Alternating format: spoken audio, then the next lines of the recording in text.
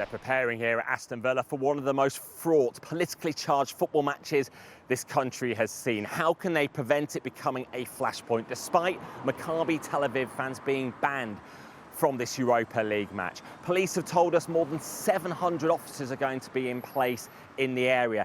And this is the challenge. The stadium is surrounded by so many houses, and police have said they're going to try to balance keeping the community safe and granting people's right to protest, because we are expecting pro-Palestinian protests, pro-Israeli protests as well.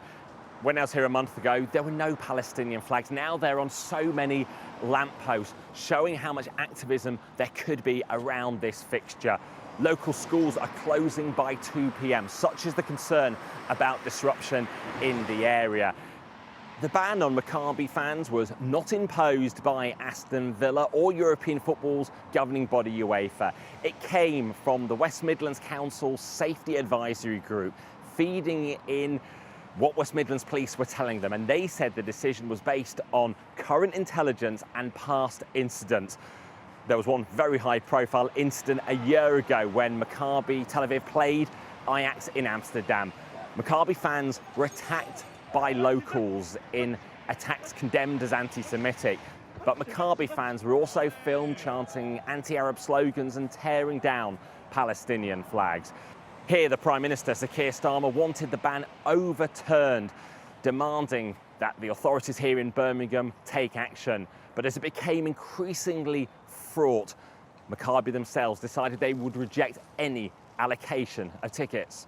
We made the decision not to take up our allocation should we have been entitled to, because we feared for the safety of our fans. And it's a huge responsibility, when a club does take up this allocation, especially in an environment that was increasingly becoming, intense and, as I said, a lot of incitement.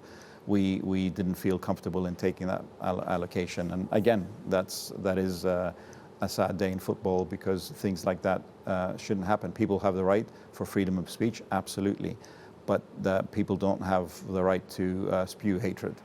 No one from Villa wants to talk on camera. They have put out a statement saying that any fan with political symbols or messages or flags will be ejected from the game. They say they're following UEFA guidelines, but look at all these banners that have been at matches over the last year. They haven't resulted in any UEFA sanctions for the clubs. It's shaping up to be a very tense night, and on the eve of the fixture I saw this banners calling for Israel to be banned from European football. That hasn't happened, and that's why this Europa League match is going ahead, but without any Israeli fans.